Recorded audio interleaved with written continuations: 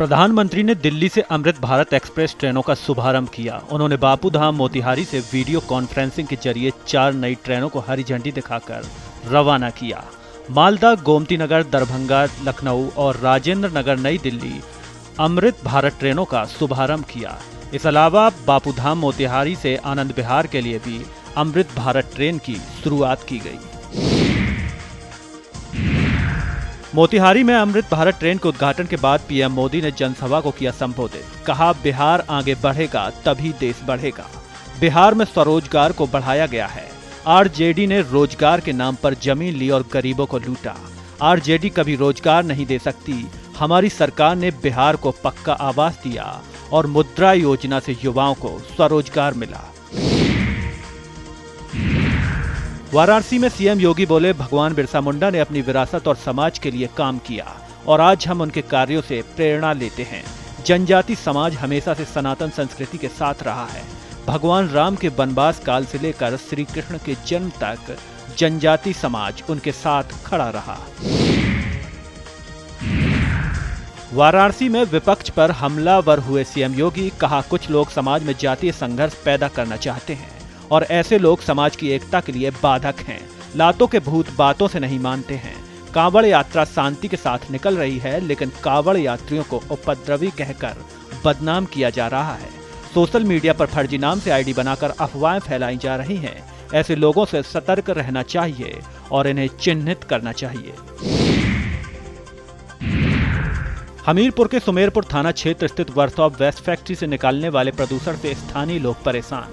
Factory के अंदर टायरों को जलाकर तार निकाले जाते हैं, जिससे उठने वाला जहरीला धुआं लोगों को बीमार कर रहा है। फैक्ट्री की चिमनियों से निकलने वाला धुआं लोगों को सांस का मरीज बना रहा। वहीं नालियों में बहता काला पानी भी बीमारियों का कारण बन सकता है। मेरठ रेंज में कांवड़ यात्रा मार्ग की सुरक्षा को लेकर चौकस निगरानी रखी जा रही है। डीआईजी कलानिधि नैथनी ने बताया कि रेंज के 3 जिलों पर विशेष निगरानी है।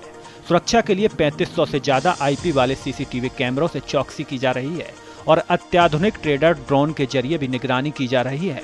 कांवड़ियों की मदद के लिए चिकित्सा शिविर लगाए गए हैं। साथ ही बाइक पुलिस दस्ते और फायर ब्रिगेड के जवान तैनात किए गए हैं। वाराणसी में छितौना कांड को लेकर मंत्री अनिल राजभर ने विपक्ष पर साधा निशाना। कहा कि इस घटनाक्रम के पीछे जातीय संघर्ष को बढ़ावा देने की विपक्ष की साजिश। अनिल राजभर ने कहा कि विपक्ष के पास जाति के अलावा कोई मुद्दा नहीं बचा। उन्होंने स्पष्ट कहा कि सरकार विपक्ष के जातीय संघर्ष को सफल नहीं होने देगी और जो लोग इसमें शामिल हैं उनके खिलाफ सख्त कार्रवाई की जाएगी। गाजियाबाद में लोनी विधायक नंदकिशोर गुर्जर ने जमीयत उलेमा ए हिंद के प्रमुख मौलाना महमूद मदनवी को पत्र लिखा, जिसमें उन्होंने उदयपुर फाइल्स फिल्म के खिलाफ दायर याचिका को वापस लेने की मांग की है। विधायक ने पत्र में थूक जिहाद और लव जिहाद जैसे मुद्दों पर फतवा जारी करने की मांग की है। उन्होंने देश विरोधी एजेंडों के खिलाफ जमीयत से खुलकर सामने आने का आह्वान किया है। पत्र में कन्हैया लाल हत्याकांड और धर्मांतरण जैसे मामलों पर मौलाना मदनी की चुप्पी को दुर्भाग्यपूर्ण बताया गया है। दिल्ली में नौकरी घोटाले से जुड़े मामले में लालू प्रसाद यादव को सुप्रीम कोर्ट से राहत मिली है। सुप्रीम कोर्ट ने इस मामले में स्टे देने से इनकार कर दिया और हाई कोर्ट को निर्देश दिया कि वह इस मामले का निपटारा तेजी से करे। अदालत ने स्पष्ट किया कि सुनवाई पर किसी भी तरह की रोक नहीं लगाई जाएगी। गौरतलब है कि लालू यादव ने हाई कोर्ट के फैसले को सुप्रीम कोर्ट में चुनौती दी थी। भाजपा सांसद जगदंबिका पाल का बड़ा बयान। कहा, वे खुद बेल पर हैं। जो खुद एक अपराध किए हों और इतने बड़े वित्तीय घोटाले किए हों, वो इस तरह बयान दे रहे हैं तो ये मुंगेरी लाल के हसीन सपने जैसा हुआ। आज कांग्रेस पार्टी कहीं लड़ाई में नहीं है। पीएम मोदी के बिहार दौरे पर केंद्रीय मंत्री गिरिराज सिंह ने कहा, ये सरकार डबल इंजन की सरकार है। ये काम करने वाली सरकार है। ये लालू जी की सरकार नहीं जो हत्या, लूट, बलात्कार की सरकारें रहे। ये स्वाभाविक है कि किसी कल्याण का योजनाओं के जरिए ही होता है। दिल्ली में समाजवादी पार्टी के सांसद वीरेंद्र सिंह ने छांगुर मामले का बयान देते हुए कहा कि छांगुर पर सभी आरोप सिद्ध नहीं हुए हैं। उन्होंने कहा कि अगर वह दोषी पाया गया तो पूरा देश उसके विरोध में खड़ा होगा। वीरेंद्र सिंह ने आरोप लगाया कि फिलहाल सरकार के इशारे पर जांच चल रही है। उन्होंने कहा कि अदालत जो भी सजा देगी, समाजवादी पार्टी उसका समर्थन करेगी। मुख्यमंत्री ने अपने संबोधन में कहा कि भगवान बिरसा मुंडा ने अपनी विरासत और समाज के लिए काम किया और आज हम उनके कार्यों से प्रेरणा लेते हैं। उन्होंने कहा कि जनजाति समाज हमेशा से सनातन संस्कृति के साथ रहा है। भगवान राम के वनवास काल से लेकर श्री कृष्ण के समय तक जनजाति समाज उनके साथ खड़ा रहा। गाजियाबाद में केएफसी से टकराना हिंदू संगठनों को भारी पड़ गया। मांस परोसे जाने के विरोध में शटर बंद करवाने वाले कार्यकर्ताओं पर एफआईआर दर्ज कर ली गई है और कई को हिरासत में लेकर पूछताछ की जा रही है। पुलिस ने मामले को गंभीरता से लेते हुए शटर बंद करवाने वाले को रडार पर ले लिया है। वीडियो वायरल होने के बाद पुलिस प्रशासन हरकत में आया और सरकार के केएफसी पर दबाव बनाए जाने की घटना को गंभीरता से लिया। प्रतापगढ़ में फर्जी सीबीआई और इनकम टैक्स अधिकारियों के नाम पर ठगी करने वाले गैंग का खुलासा हुआ है।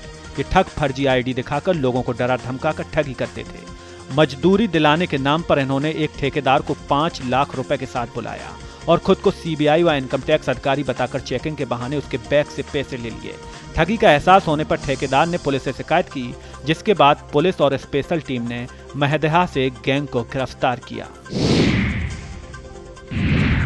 छत्तीसगढ़ के पूर्व मुख्यमंत्री भूपेश बघेल के बेटे चैतन्य बघेल को प्रवर्तन निदेशालय ने गिरफ्तार कर लिया। यह कार्रवाई शराब घोटाला केस से जुड़ी हुई है, जिसमें उनकी भूमिका को लेकर जांच चल रही थी। चेतन बघेल को ईडी की कोर्ट ने 5 दिन की रिमांड पर भेजा है। लखनऊ में सपा विधायक रामअचल राजभर ने सावन माह को लेकर बड़ा बयान दिया। उन्होंने कहा कि सावन के पवित्र महीने में शराब की दुकानें भी बंद होनी चाहिए, कहीं भी शराब नहीं मिलनी चाहिए। हरदोई में पंचायत सचिव की CRS portal login ID hack कर फर्जी जन्म और मृत्यु प्रमाण पत्र बनाने के मामले में पुलिस ने 3 शातिर युवकों को गिरफ्तार किया। जांच में सामने आया कि लखनऊ निवासी अभिषेक ने हैक की गई आईडी को 3 लाख रुपए में बेचा था। पश्चिम बंगाल के दुर्गापुर में प्रधानमंत्री नरेंद्र मोदी ने जनसभा में कहा, दुनिया में विकसित भारत के संकल्प की चर्चा हो रही है। बंगाल में ट्रेन कनेक्टिविटी पर बड़ा काम हुआ है और देश के विकास में दुर्गापुर की बड़ी भूमिका है। युवाओं को रोजगार के अवसर मिल रहे हैं और देश के कई रेलवे स्टेशन आधुनिक बनाए जा रहे हैं। छत्तीसगढ़ सरकार के मंत्री केदार कश्यप ने ईडी द्वारा शराब घोटाला मामले में पूर्व मुख्यमंत्री भूपेश बघेल के बेटे चेतन बघेल की गिरफ्तारी पर कहा, सरकार किसी भी तरह के दबाव में नहीं है। ये कांग्रेस की सरकार नहीं है। ईडी अपनी कार्रवाई कर रही है। ईडी सरकार के कहने पर नहीं चलती। इससे पहले भी उनसे पूछताछ हुई थी, वे शक के दायरे में हैं। उत्तर प्रदेश के कई जिलों में बारिश और बाढ़ से हालात बेकाबू। नदियों के उफान पर आने के चलते कई बांधों के गेट खोलने पड़े। बीते 48 घंटे में बाढ़ से जुड़े हादसों में 13 लोगों की मौत। प्रयागराज में 200 से अधिक नावें टूट गईं और 5 लाख से अधिक आबादी पानी के घिर गई। वाराणसी में गंगा और वरना दोनों नदियां उफान दर्ज किया गया, जिसमें करीब 30,000 परिवारों ने पलायन की तैयारी शुरू कर दी है। प्रशासन ने राहत कैंपों की व्यवस्था शुरू कर दी है और बाढ़ प्रभावित क्षेत्रों में NDRF को अलर्ट किया है।